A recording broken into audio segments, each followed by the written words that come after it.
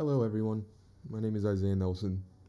Today I wanted to talk to you guys about the Adeptus Astartes, the Space Marines, the crowning children of the Emperor of Mankind.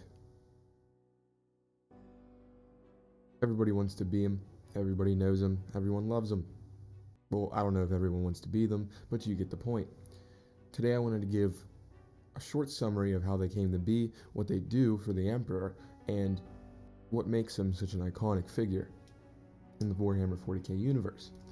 So without further ado, let's get into it. Basically, before we can talk about the Space Marines, we have to talk about a brief period leading up to the Space Marines called the Unification Wars. This is a time period in humanity where humanity was thrust across the universe in an age of turmoil, and planets were isolated from each other. There was no interstellar travel or communication. Techno-barbarians were running wastelands, and we needed something to lift us out of this darkness, and that's where the God Emperor of Mankind comes in. The God Emperor of Mankind is the shining example of what it means to be a human, and he needed to bring us up out of this age. And in order to do that, he had to unite everybody, but cracked out cyberpunk characters are not going to go easily. So he had to use overwhelming force. So he had to create the first generation of genetically enhanced super soldiers, a group called the Thunder Warriors, who made up the first of the Imperial Army. Simultaneously, he also created the bread and butter, his magnum opus, a small elite group who would be his personal guard, the Adeptus Custodes. There's a lot of differences between the Thunder Warriors and the Adeptus Custodes. The Thunder Warriors were able to be made en masse. They were perfect for creating a ton at a time, a bunch of genetically enhanced and modified people. The Thunder Warriors were massive. They were great in combat. They were stronger than the firstborn Space Marines, but due to their gene flaws of them being basically a prototype of the Space Marines, they had massive effects to their metabolic and mental and physical health. They were deteriorating and basically had super cancer, which can't really have a shining military that's supposed to lead as humanity's example if they're so mentally dilapidating and all they can do is think about fighting, that there's no way they can lead anybody. The Custodes, on the other hand, were everything. Everything was perfect about them. Now the Thunder Warriors, on the other hand, did exactly what their purpose was for, which was unifying humanity under one banner under the Emperor of Mankind. However, at the end of the Unification Wars, it was clear that due to their gene flaws, they had to be called because they could not be controlled. They were very unstable, and they had cancer. Basically, had cancer in every form of the word. So the Emperor only had one thing he could do, and that was to start over. He used the Custodes to wipe them all out, in which I would consider one of the biggest acts of betrayal the Emperor has ever performed. But that led to the ability for him to create the Space Marines. Space Marines were created with the help of the people of Mars, known as the Adeptus Mechanicus. With the help of the Adeptus Mechanicus, the God Emperor of Mankind created 20 legions of Space Marines, based off of the gene seed of 20 respective children called the Primarchs, which he may or may not have used minor warp entities to create their souls. These were to be his generals, his leaders for each legion.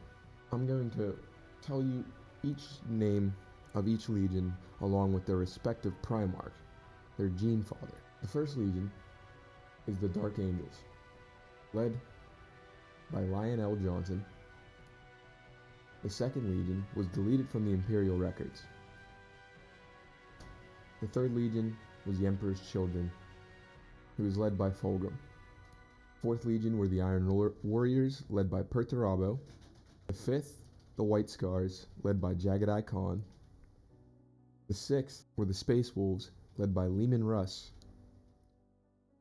The seventh were the Imperial Fists, led by Rogel Dorn. The eighth were the Night Lords, led by Conrad Kurz. The ninth were the Blood Angels, led by Sanguinius. The 10th were the Iron Hands, led by Ferrus Manus. The 11 were deleted from the Imperial records. The 12th were the World Eaters, led by Angron. 13th were the Poster Children, the Ultramarines, led by Rabute Gilliman. The 14th was the Death Guard, led by Mortarion. The 15th, the Thousand Sons, led by Magnus the Red. The 16th, the Luna Wolves, aka the Sons of Horus, led by Horus Lupercal. The 17th Legion, the Word Bearers, led by Lorgar Aurelian. 18th, led by Vulcan, were the Salamanders. The 19th were the Raven Guard, led by Corvus Corax. And the 20th was the Alpha Legion, led by Alpharius and his twin brother Omegon. Now, as for the 2nd and 11th Legion, nobody knows what happened to them. It must have been awful for them to not have them in the records whatsoever. But as for the other 18 legions, they were reunited with their Primarchs. Each of their respective cultures within their ranks were very reflective of their Primarchs' personalities. But now I will be getting into what exactly a Space Marine's anatomy is like, what makes them different from a human for them to be called super soldiers. Now, there is 19 phases to the genetic modifications of a Space Marine, so I will be giving a brief description of each and every one. Space Marines are just below 8 feet tall. They are given a secondary heart. Not just a backup, it also boosts blood flow. They're given an osmedulla. I will botch every single one of these names, and I cannot help it. They're giving an osmedulla. Its bone enhancement makes a person taller, more dense, and grows a rib cage into a plate-like surface of bulletproof, organ-protecting bone. A biscopia vastly increases muscle growth, also helps with many later implants. Hemostatin make oxygen carrying throughout the body more efficient. A Lerman's organ creates cells that near instantly scarify wounds on the skin. A catalepsin node basically allows them to sleep while awake, but it cannot replace sleep entirely. 4 hours a day is all the average Space Marine needs. They can sometimes go 2 weeks without sleep. A Premnor is a pre-stomach. It aids in the neutralization of poisonous or inconsumable food. It doesn't digest as food, but it basically is like a filter for the stomach. An Ostophagian, that is absolutely not how it's pronounced, allows learning by eating. Basically creates weirdos like the blood drinkers and the flesh tearers. They are also given an additional lung, an oculobe, which provides them with better vision than the average human. A Lehman's ear, which makes them immune to dizziness and motion sickness, and it actually replaces the ear entirely, but is identical to an ear, so it's not like you're gonna look weird. A Susan membrane, a melochromic organ, controls melanin development and radiation poisoning as a result of overexposure to sunlight. An oolitic kidney, an emergency blood filter, but it leaves Marines unconscious while the blood filters because it's pumping at a high rate. Neurologitis gives them a higher degree of taste. They can taste things better, they can taste separate compounds in something, and allows them to track things.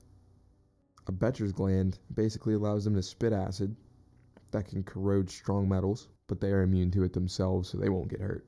Progenoids are glands that are put in the chest and neck, I believe, which basically replace the gene seed of the chapter and allows them to make more Space Marines out of that gene seed, but it takes a long time, 5 to 10 years, to grow it. And finally, we have a Black Carapace, which is probably the most well-known of the Space Marines enhancements, which is a film of black plastic under the skin of the chest and torso, which allows the Space Marine to interface directly with their power armor. Also, there's a long list of conditioning that they have to go through. Some of this conditioning process is unique to chapters, but it mostly consists of chemical training, hypnotherapy, and indoctrination. The Space Marines are heroes They're the bulwark, the shield that protects mankind from the horrors of the universe, and they should be respected as such. Now, this is just a brief description of them. I will be going into more detail and more lore as time progresses and this channel grows. But for now, I hope you enjoyed, and until next time.